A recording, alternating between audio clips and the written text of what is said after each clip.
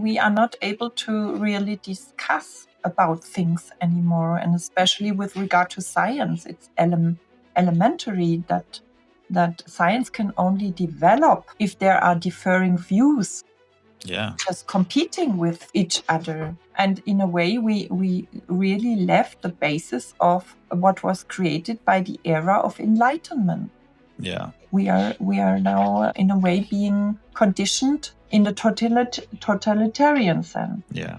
Yeah, because the whole basis of science is to criticize. I mean, if I discover something, then another scientist in another part of the world has to recreate what I have done in his laboratory. He has to criticize it. Yeah. That's the whole idea with science, And science is sometimes wrong. Then you have to go back and do it again. But it doesn't feel like that's been done. I like this speech saying, do not follow the science, because as you perfectly explained, there is no one science. Science is really developed on the basis of differing and competing views. And so we sometimes say follow the silence, because there are so many scientists, serious scientists, being silent. Yeah, it's good to follow the silence. It's one of the best things I've heard, yeah. And if you want to find the bad guys, you should follow the money. Yeah. So that's it. Yeah. Yeah, it's crazy. And just some days ago, we heard about high security laboratory in Switzerland, which already provides for all these dangerous pathogens. Nobody in the mainstream media has ever explained to me why we are now in an era of pandemics. So we are now just in a phase between pandemics, but why? Welcome to Tidslinjen Podcast. Don't forget to subscribe. A warm welcome to you, Dr. Beate Pfeil. Hi. Welcome to the show. Very nice to meet you here. Yeah, nice to meet you too. I really appreciate you taking time from your busy day to join us and speak to us. So it's going to be really interesting today. Hopefully. Yeah. But before we jump into the exciting stuff, I think it's important for people to know your background and what it is you do. So please give us the background. Yes, I used to work in the field of national minorities in Europe, traditional national minorities in Europe. During my studies in Heidelberg, my law studies, there was the outbreak of the war in former Yugoslavia. And this, in the course of this war, I decided to just deal with questions of national minorities, exploring why in some cases there are conflicts, and in other cases, and there are models for peace and coexistence. And I have been working in this field for almost 25 years, doing research, but also trying to change something in political practice within the level of the European Union or the Council of Europe. And the last activity from my side was a very interesting one, because I was member of the committee of experts of the European Charter for Regional or Minority Languages, which is an international treaty dealing with traditional minority languages. And we as independent experts were involved in the monitoring system of this treaty, being able to tell states what to do to implement their obligations under international law. Okay. And this was very interesting. And this was in a way, it was very motivating, because we had the chance to really contribute to some positive change in that regard. Wow, that must have been a really interesting job to have. Yes. And it's a very complicated region, because I know my parents are from former Yugoslavia, so. Okay, then you know what I'm talking about. Yeah, unfortunately, I have to say I do. Yeah. So Yeah. Crazy. Mm-hmm. And today we will talk about something else. We will talk about the WHO, Yeah. I guess. Mm-hmm. And could you please take us through what it is you are doing there at the moment with this new pandemic treaty? You mean what am I doing? Yeah. Mm-hmm. Yeah, or maybe it's better to start with what the WHO is trying to do with the pandemic treaty. Yeah. So the first thing I realized in the course of the 2020 years was that almost all state bodies of the world really carelessly treated or dealt with the most precious achievement of international and constitutional law we have within mankind, and this is human rights. So this was my first shock in the years from 2020. And then I searched for the causes of this phenomenon, and I quickly came across the fatal role that the WHO played in that regard.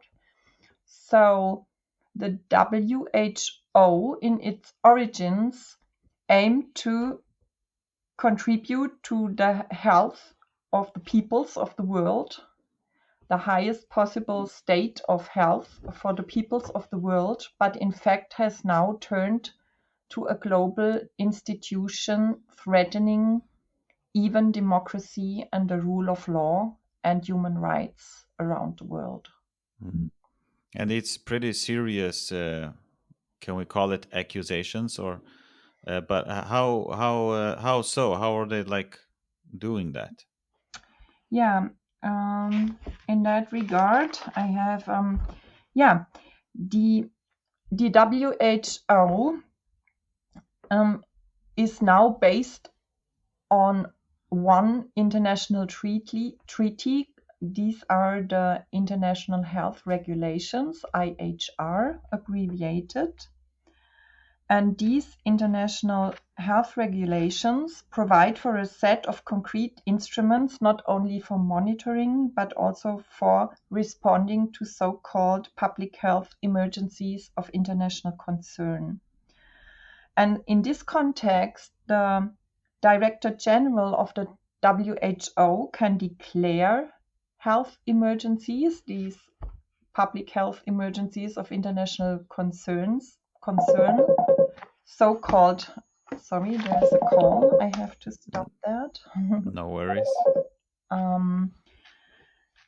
And the abbreviation is PHEIC. This is quite funny. It sounds like fake. And on the basis of this, he can recommend certain measures that restrict freedom on this basis. And these measures include, among others, vaccination and testing requirements, medical examinations and treatments, contact tracing, isolation and quarantine, and travel or trade restrictions. So almost all people of the world have experienced that kind of restrictions. What is the problem about that?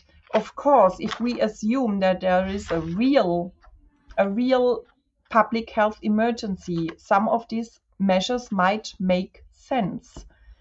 But as we know, the WHO lacks of any independent control and appeals body that can assess the evidence base and proportionality of such decisions in the case of fake proclamations and a corresponding recommendation. And this means, in the consequence, and we have all experienced that, there has not been any scientific basis for all these measures proclaimed by the WHO, and as a consequence, we experienced mass human rights violations. Not also with regard to freedom, but also regarding life and human health. But who is deciding all this stuff? Is it several countries having a big meeting like in the EU?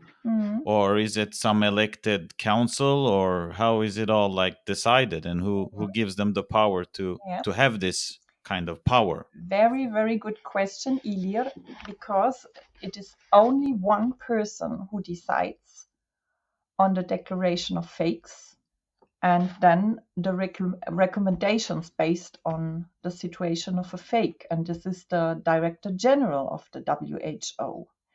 And of course, within these IHR regulations, there are some restrictive points. But if there's no independent body to just tell him, Mr. Tedros, please stop, because there is no real fake. There might be a disease called COVID-19, but there is no fake. Yeah. No. Sorry to interrupt there. Yes. What does that mean when you say fake? I mean, it's fake not fake. Is the public health emergency of international concern, which is officially abbreviated fake. It's a short for something. A short version for this health emergency. Okay, sorry. And they officially abbreviated fake. Yeah. Okay. But PHEIC.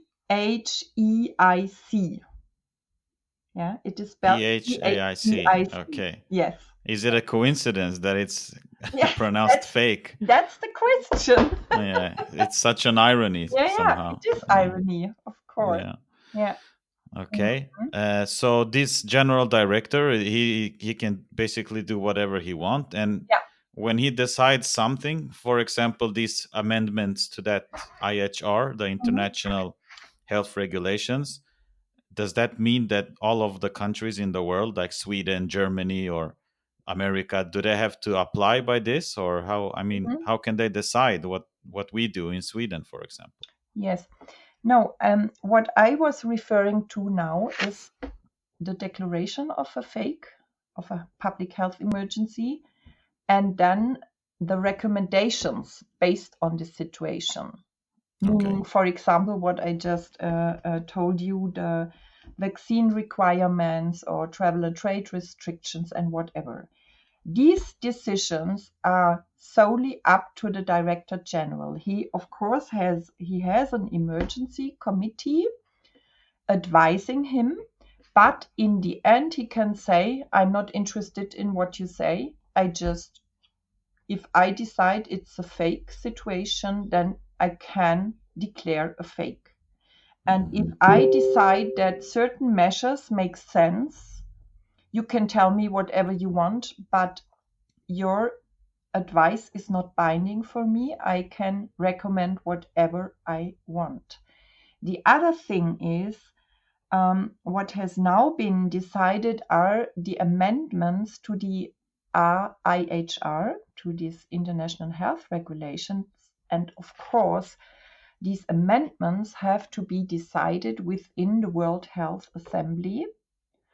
And so there have been a long phases of discussions on the wording, on the concrete wording in a certain committee about these amendments. And last year, during the last year session of the World Health Assembly, which of course includes all the member states, representatives of the member states of the WHO, they decided on somewhat strange circumstances to opt for these amendments.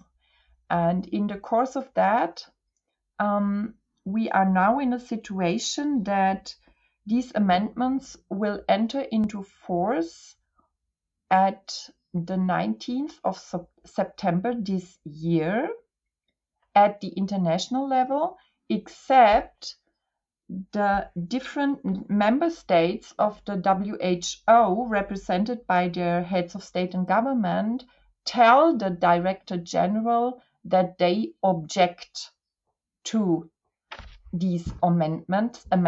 This is the so-called opt-out regulation. So if, for example, Sweden, the government of Sweden declares within the 19th of July that they do not want to be obliged by these amendments, they have to declare it within the 19th of July. Mm-hmm. Or else it will be in effect in September if they don't do it. Yes. Okay. Mm-hmm. And how is this threatening our democracy, for example? Yeah. One problem really is that if even in the version which is now already in force, the version of the IHR of the year 2005, it is possible for the Director General to declare this emergency and then to have some recommendations. And these recommendations are not binding, but nevertheless, we have seen that almost all states of the world just put them into practice. And almost all states of the world didn't really say stop, because although they had the possibility to say we don't want to put them into practice like Sweden did, for example, in some respects, they could have said these are against the regulations and the human rights regulations of our constitutions. So they would have had the chance not to implement these recommendations, but in fact they did. And in the course, as a consequence, we had mass human rights violations. And the background of the WHO is very problematic, at least since the 1990s, because since that time, the WHO budget depends up to 85% on voluntary donations. And among the donors are not only states, but lots of private organizations, institutions, and even the pharmaceutical companies themselves who really donate to the WHO. And there are also public-private partnerships, so-called public-private partnerships, also very problematic combinations of private interests and public interests, like Gavi, that are among the main sponsors of the WHO, and of course the even famous, in a way, Gates Foundation. So the WHO depends largely on institutions and companies who are not at all really interested in public health, but just in profit. And there is also another very problematic point within the WHO. This is a blatant lack of transparency. For example, they have lots of expert committees, but their possible conflicts of interests are not disclosed. Or there are a lot of contracts between the WHO and their donors, but they are not published. And there are even contracts between the WHO and the digital big tech industry like Google, Facebook, and so on. Of course, with regarding to censorship of information which is not in line with the ideas forced by the WHO. And then we have, in the end, also in this context, very interesting, this so-called infodemic concept provided by the WHO, which is really anti-human rights, because... Could we explain that a bit? What that is? Mm-hmm. Yeah. The WHO, even on its website, and now also within the amended IHR, and also within this proposed pandemic treaty, aims at, of course, censoring so-called misinformation and disinformation. And the problem is, who decides about misinformation, what is misinformation and disinformation? Exactly. And it is not at all questions question that behind this idea there is a monopoly of truth, which is not at all based on scientific evidence or whatever, but there is a real danger of external control by, for example, the pharmaceutical industry and whoever who decides in the background about what is misinformation and disinformation. And there is another very, very dangerous approach, which is against all ideas of human rights. This is the so-called behavioral sciences, which intend just to influence every human being and change its behavior in the sense of doing everything and comply with all the recommendations the WHO and our states want us to implement. And this is very, very dangerous, and this is really not in line with the ideas of the freedom of opinion, the freedom of information, the freedom of science, which is also very problematic, and also the freedom of the media. And so the WHO has now become a global institution which poses a blatant danger of arbitrariness, abuse of power, and external control, threatening democracy and the rule of law, and ultimately the life and health and freedom of the entire world population. That's the problem. We have no control mechanism, no independent control mechanism. And the states of the world just implemented everything and neglected their constitutional obligations. And this is something really incredible for me. Yeah. And how do you think we could come to this point? I mean, has it been building up for years, or is this something just that we have experienced now? Because everything you describe here, I mean, the Western world, it builds on democracy, and other parts of the world where you have dictatorship, we try to give them democracy and show them a good way forward. But when it comes to WHO, everything you say here, it sounds like a brutal dictatorship with companies, private companies who donates money, and the conflict of interests. I mean, why should a medical company like Pfizer or whatever give money to the WHO? The whole thing is really weird.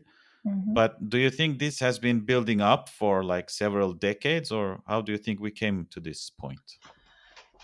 Yeah, I really think that this has been built up for decades, at least starting in the middle of the 90s. There was a time when the US government decided to stop or to just stop giving more, the membership fees to the WHO. So the states, in a way, kept their level of membership fees, and in the course of this, the WHO became more and more dependent on other voluntary contributions. And so in the course of time, it was really dependent. And then, of course, we created the problem of external control, of foreign interests governing the interests of the WHO in the name of profit, and maybe with other intentions. Yeah, it sounds like a dark movie. Yes. But if these amendments go through and nobody objects in September, I mean, what does it mean for us normal everyday people? How does our everyday life change if this goes through? I think most of us still remember the hard times during the so-called COVID-19 pandemic. And of course, with these changes, the pressure on the member states of the WHO, but also on every individual, will be even more to implement all the ideas of the WHO. Of course, formally there will be no we are still free to decide whether to have this vaccination or not. But if they tell us, like they already did, yeah, but if you don't take the vaccine, you will lose your job, you will not be able to travel anymore, you will not be able to go to school or whatever. This is, of course, already quite threatening, and all that kind of pressure will even be more forcible, all the more that they now included the so-called health products into these treaties.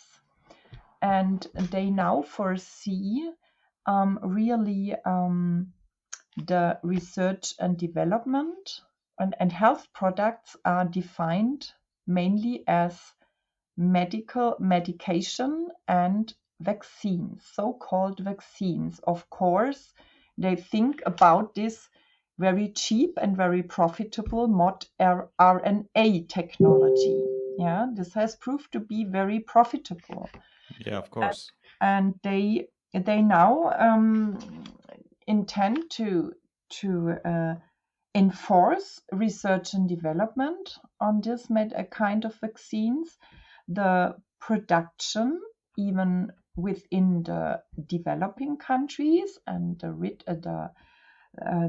richer countries have to finance this production within the developing countries. There are lots of financing mechanisms, and then there are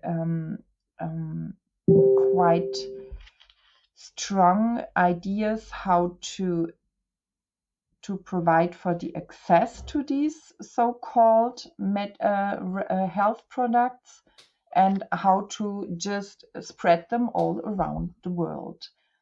And the problem, especially with regard to research and development, is that the WHO has even now a list of pathogens which might in future cause so-called pandemics.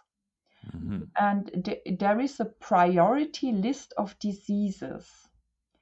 And in any way which is not clear to me, they identify certain pathogens which might in future cause pandemics. And then they have two options: neither to wait how these pathogens might change in a natural way in future, but this is almost not possible, to just have the idea how they will change in future, in order to then develop a certain vaccine against this specific pathogen. And the other option is to have so-called gain of function for research. Thank you. And then to artificially change these pathogens and make them more dangerous in order to be able to develop a vaccine against them.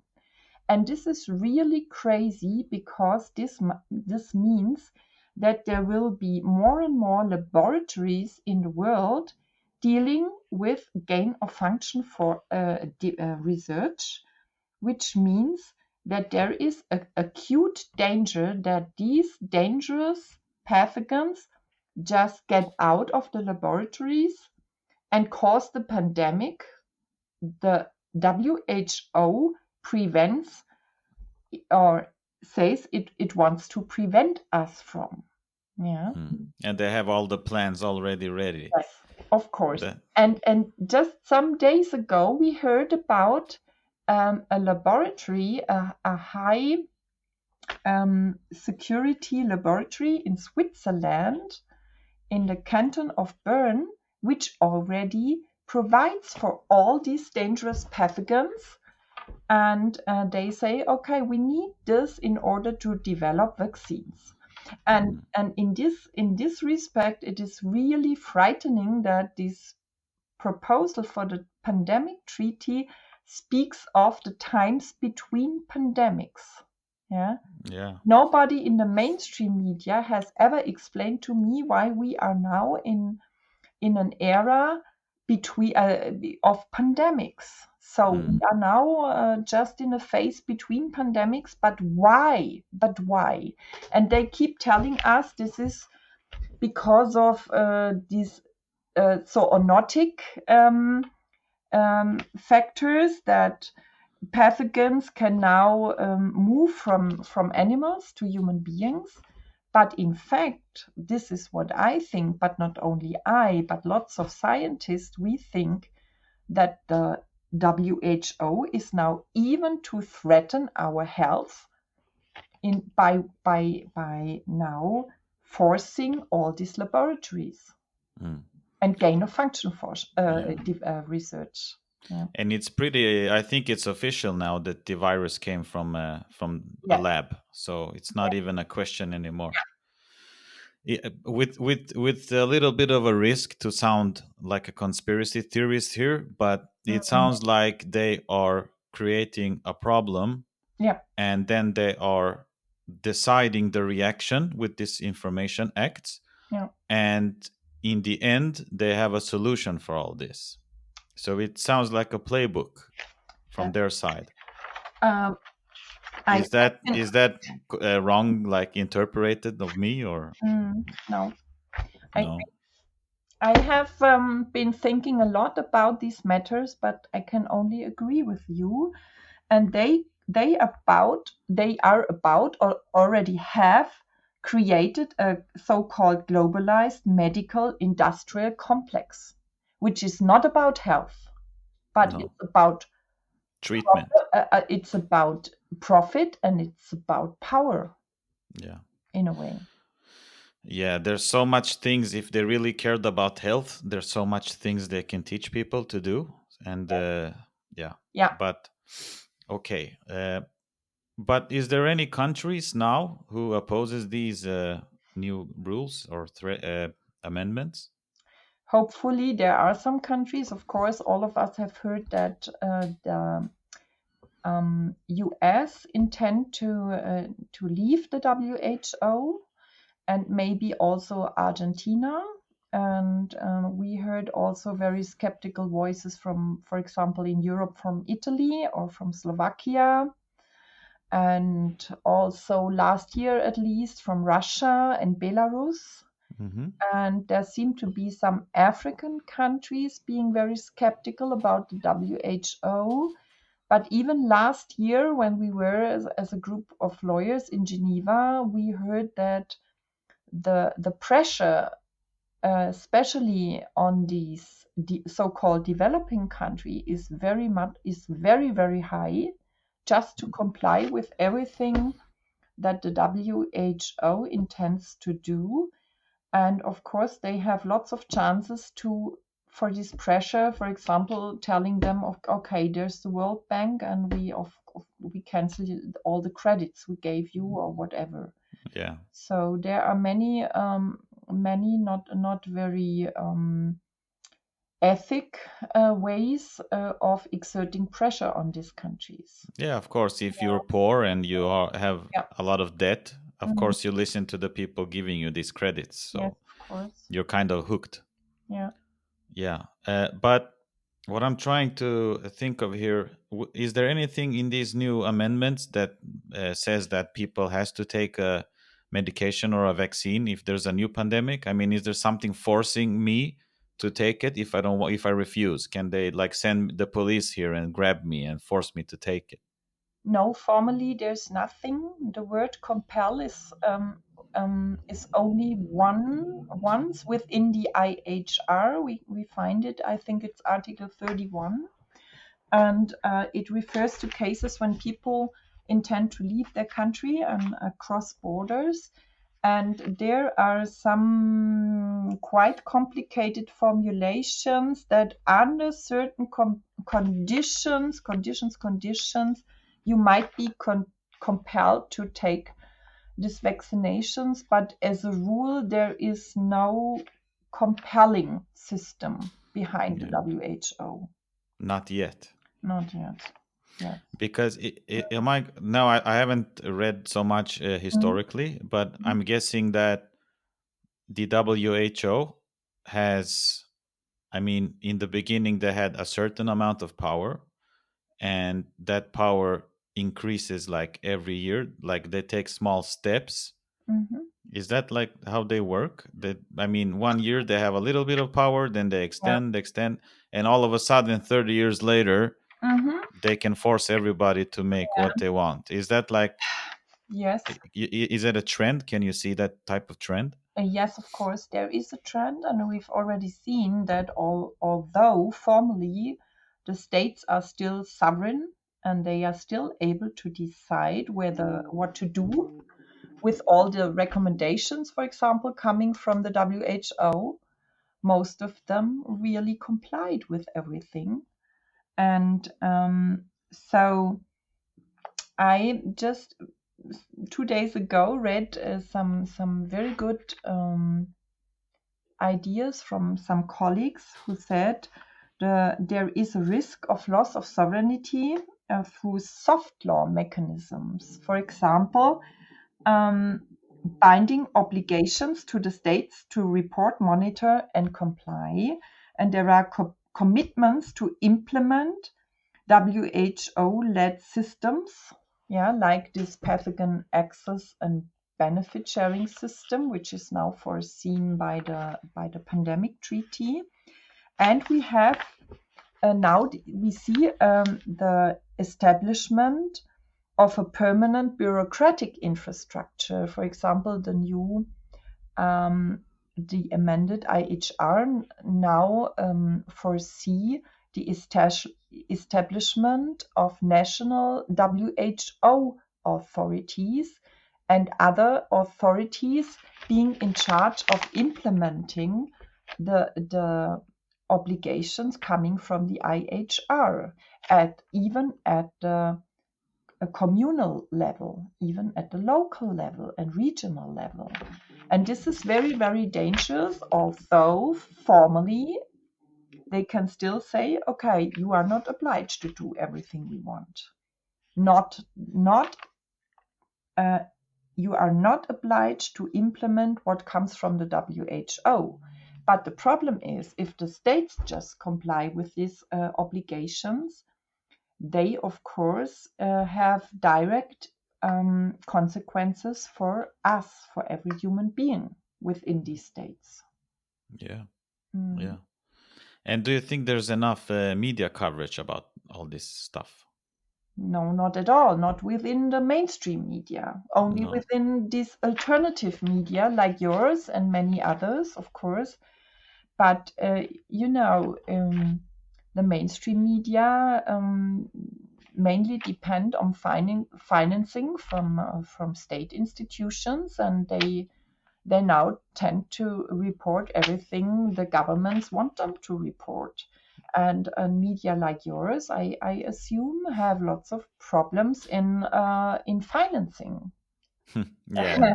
Or do it like you? I assume you do it on a voluntary basis. Yeah, I mean, this is not even my job. This is it's more a hobby, because I don't have any financing or nothing. So I'm dependent on the viewers and all the listeners. So that's all financing I have. But I'm genuinely interested in all this stuff. Yeah. So that's why I'm researching. I want to talk to experts like yourself, because I'm genuinely interested in all this, and I think people has to know about some things.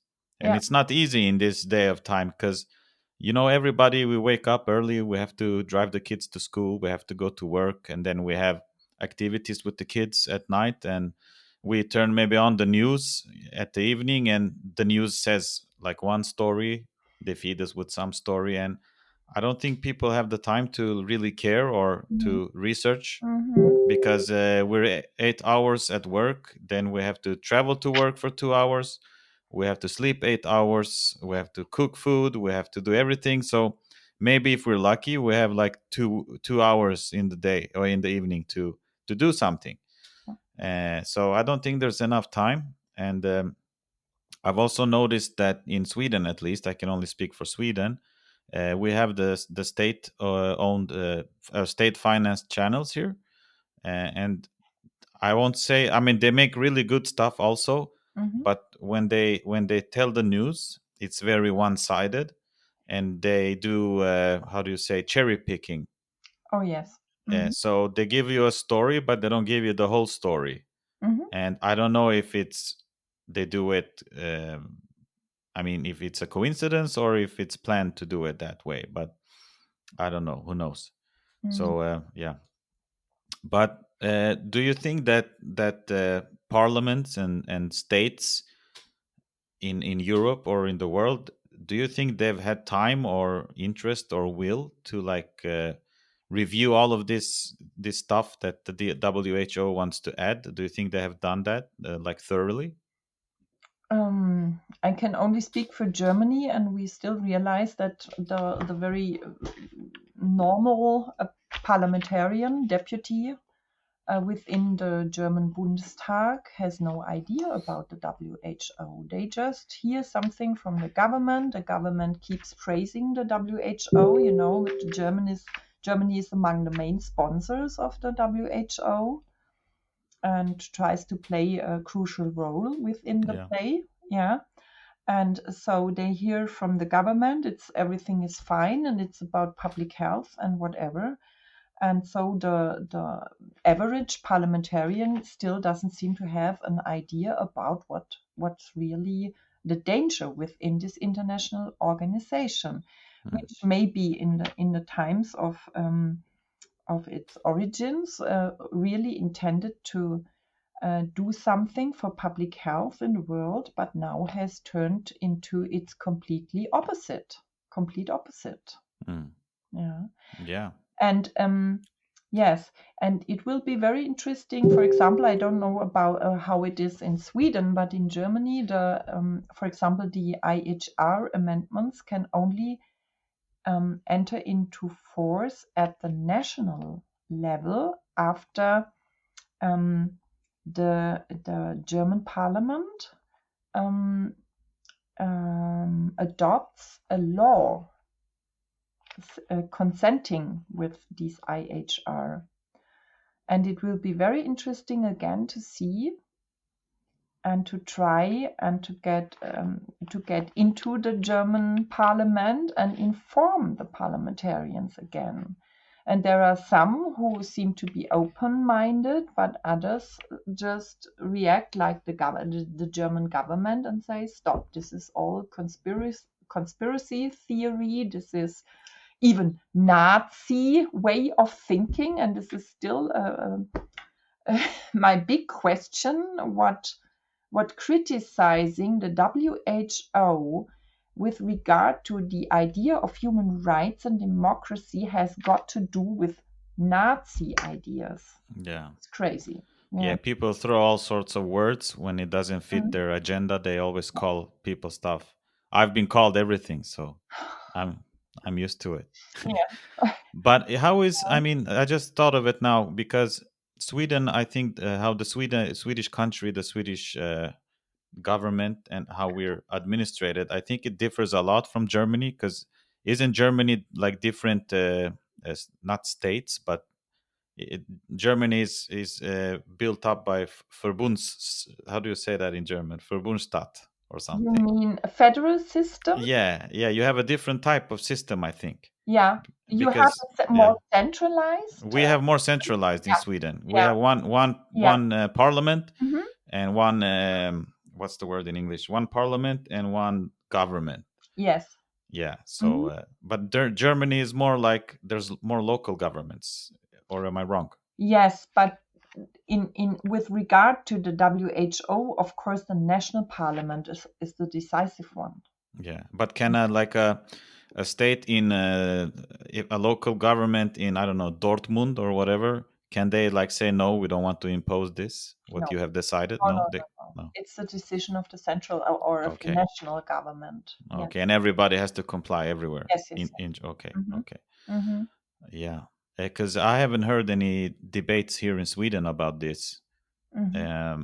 There's nothing on TV. There's nothing in the news. The politicians, they don't debate it. Mm-hmm. It's they talk about energy and the criminal stuff, and they talk about other stuff, but this I haven't heard before. Yeah. So, but do you think it will be? I mean, there won't be an election about this in Sweden, at least. So I guess our president or our state minister, that he can only decide this by himself, or I mean, is there countries that will have elections about this? Not in the sense of the population being able to vote on that. It's only up to the governments, and then maybe up to the parliaments. Like I'm not familiar with the Swedish system, so but the last decision is with up to the German parliament to say, okay, we are willing to adopt a law accepting the IHR amendments, or we won't accept these amendments.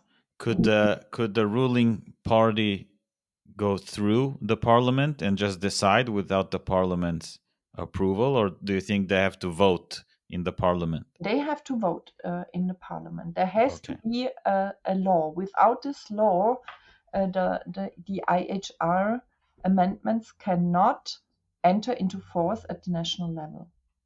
Within Germany. They wouldn't be binding for us as citizens. I'm just tired of this. I'm for democracy, but I want people to decide more. Yeah. Because at least in Sweden, before you could vote more. I mean, before we joined the European Union, for example, there was a vote.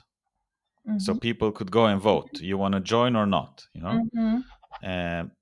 And now when we joined NATO recently, there wasn't any vote. There was a threat from Russia. Everybody was scared, and they decided to go in NATO. And none of us voted for that. And now this feels like another thing that they're going to implement, and the people can't vote.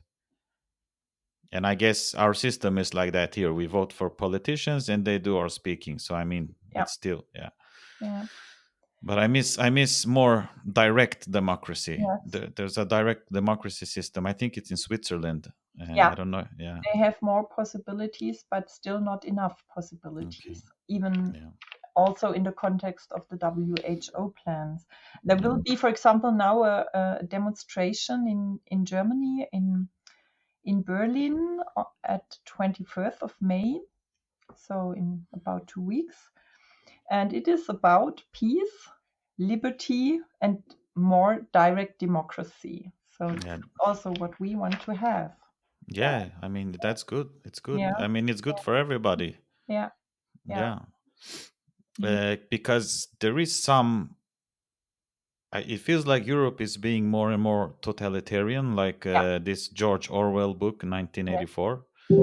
And we can see in Germany, there was a political party in Germany they wanted to classify as right extremist. Mm-hmm.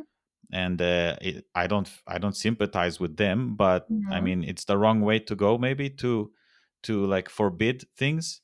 And in France, they put the opposition in prison, I think. Mm-hmm. And so there's a lot of these small things happening all over Europe, and it feels really strange. It doesn't feel democratic. No, not at all. Yeah, no. Yeah.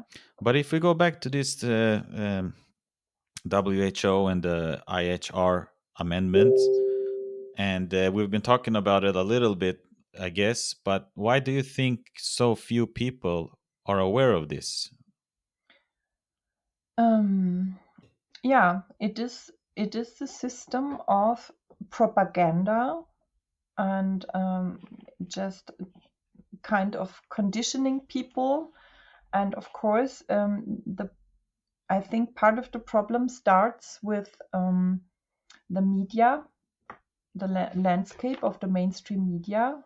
We had times when we could distinguish between kind of left media and conservative media, but now if I look at German media, for example, all the reports are quite similar and all the reports are really in the same direction. And we have a very good book now being published by a very young scientist. It's about cognitive warfare. And there seems to be kind of cognitive warfare. So the average person living, for example, in Germany or Sweden, has no information about what's happening, no idea. And there are so many people, except, for example, perhaps those who have now serious injuries from these mRNA injections. But there are still people who believe in these kind of so-called vaccinations. Yeah. Yeah, No they still recommend old people and risk groups to take boosters. Yes. So. And it is crazy. We have so much damage caused by all this ideology. It is a kind of ideology. Yeah. Yeah, it's I've been saying that in other episodes as well. It's ideology in everything nowadays. Yeah. It's like it's tribal thinking. So if you, for example, are for wind energy, Yes. then you push that really hard, and you don't really look at the science, and you don't really listen to the other side. And the same for some people who wants nuclear power, for example. They push that very hard, and it creates these groups and teams. And instead of discussing the science and maybe say, hey, maybe you guys are right on this, maybe you guys are right about that, let's sit together and let's find the solution. We don't have that today. It's a lot of screaming from both sides. You're either left or you're either right, you know? So we are not able to really discuss about things anymore, and especially with regard to science. It's elementary that science can only develop if there are differing views just competing with each other. And in a way, we really left the basis of what was created by the era of enlightenment. We are now in a way being conditioned in the totalitarian sense. Because the whole basis of science is to criticize. I mean, if I discover something, then another scientist in another part of the world has to recreate what I have done in his laboratory. He has to like criticize it. That's the whole idea with science, you know. And science is sometimes wrong. Then you have to go back and do it again. But it doesn't feel like that's been done. And we've seen that in this pandemic, there's a lot of evidence coming out about mortality rates and the effectiveness of the vaccine and the side effects of it. I don't want to say the name too much because maybe they will take down the video. But speaking of censorship, but there's not a public discussion, you know? Why isn't there on the morning shows, on the mainstream media, people talking about this from both sides? You know, why it's too I mean, nothing, it doesn't help complaining. And it is a phenomenon which can only be explained saying that there must have been a kind of agenda behind all of this, because it is so strange and it is so different from what we experienced maybe until whatever the beginning of this century maybe. It is different, and even the legal systems are now breaking down, and we experience political, in Germany at least, we experience forms of political prosecution of differing for example medicine, what is it, Ärzte, this profession, the lawyers or medicine professions with differing views. And this I mean, people can lose their job more than anything. Yes, of course. And so I like this speech saying, do not follow the science, because, as you perfectly explained, there is no one science. Science is really developed on the basis of differing and competing views. And so we sometimes say follow the silenced, because there are so many scientists, serious scientists, being silenced. Is that your sound, the computer sound? I cannot remove it. No worries. It's good. Follow the silence. It's one of the best things I've heard. And if you want to find the bad guys, you should follow the money. So that's it. It's crazy.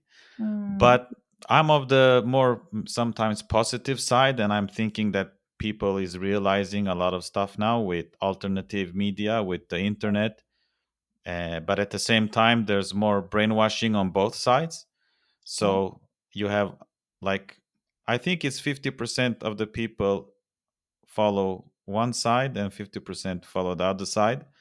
But it feels like at least people are waking up more and more and criticizing, because that's what I miss. The criticizing part of things. So for example, our government, they say that you shouldn't eat more than 350 grams of meat per week. That's what they say. And at least you should criticize that, not just comply.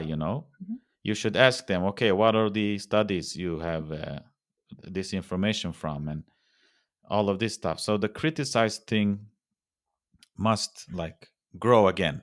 And what do you think people can do to educate themselves and take actions against issues like this and the WHO?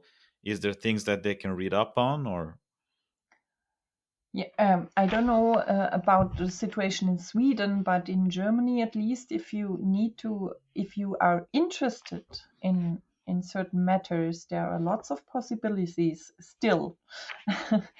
Let's see what happens in future, but there are lots of possibilities to inform yourself via alternative media, via alternative statements of scientists.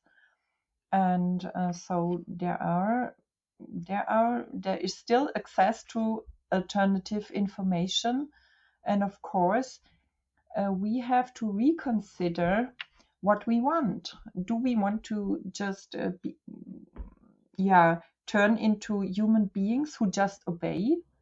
Or do we want to be human beings in the sense of the era of enlightenment and question things, discuss things, ask questions, criticize, and get into a kind of discourse? And of course, in a respectful manner. This is also something I observe from some of the people who are critical, but that they are sometimes also not respectful. But just speak with each other. If you see that your neighbor, for example, is a little bit open-minded, then in a friendly manner, ask questions, for example. And of course, demonstrate and write letters to your politicians or speak with them, and do everything you can. And this is my personal conviction, that we have more power than that we are aware of. So, for example, I was removed from my former positions with the reasoning that they want to prevent damage from the German government.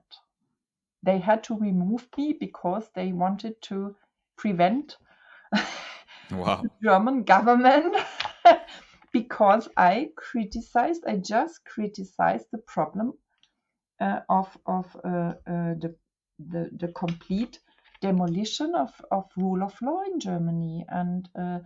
And I said, okay, we have human rights, and you have to comply with the human rights system of the German constitution. This is, of course, it's now a very short version of my story. But then they told me we have to remove you from in the end also from my Council of Europe position, with the reasoning otherwise I would be able to damage the German government. And I said, wow, how powerful am I? I wasn't aware of that. And on the other hand, this sentence also tells me they do not focus on protecting the German people, the sovereign, but protecting the government. What has happened? Yeah. But we are powerful. Every human being has the power to change things if we decide to do so. And of course, we need to be patient and insist, like you do with your Tidslinjen media. Tidslinjen. Do you know what that means? Yeah, I assume it's timeline. It's the timeline. Yeah. But so you got removed from your job. Yes. Because of your views. Yeah. That's insane. Yeah. I'm only one about many others. And they even I was on the executive board of a research institution in Flensburg, and they really tried to make me withdraw for officially private reasons. And then I said, no, I have no private reasons to withdraw. I don't want to withdraw. And then they forcibly, in a way, removed me. So they first tried to make you quit by yourself? Yes. Okay, and when that didn't work, they forced you away? Yes. And could you go to a newspaper or something, or to make it more public, or? Only within these alternative media. And they said if you now insist on being removed, it might happen that the media within the German Ministry of Interior hear about your case, and then your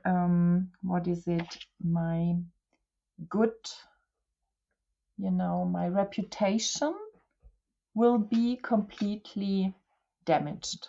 Wow. Yeah.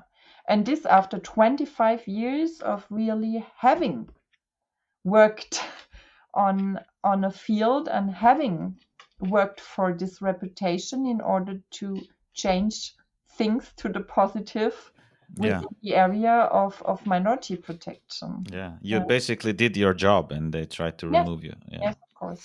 Like many others. So there's a lot of other people like you who they... Yes, lots of. And this is what I told them. I told what has happened to my country.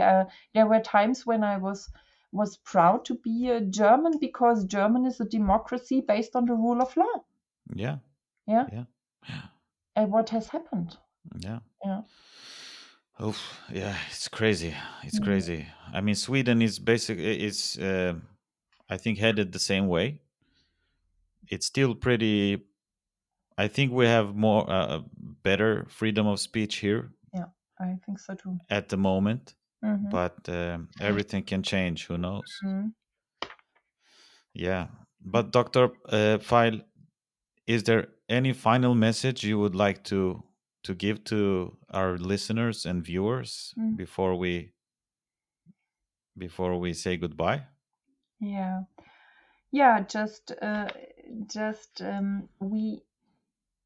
We can be optimistic still, although everything seems to be very dark and very dangerous, because all of us, including all the listeners, we have the power to change things. And if we look at history, Tidslinjen, at the timeline, All the positive changes are the results of those who lived in former times and who insisted to change things again. And my personal motivation is the idea of the dignity of all people, the dignity and the freedom. And we have to still, if we keep this vision in our minds, we can change things.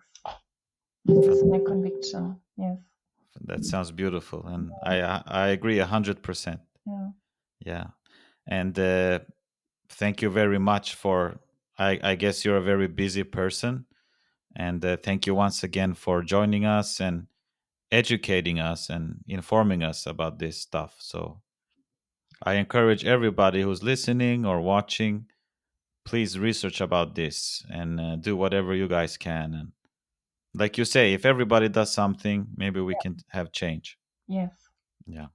And thank you for your valuable work. Yeah. No, it's nothing. I just sit here and talk with interesting people. So, but yeah, we'll do this together. Yes, of course. Yeah. Okay. Thank you very much. Yeah. Thanks to you. Yeah. Take care and good luck. Yeah. Bye-bye. Bye.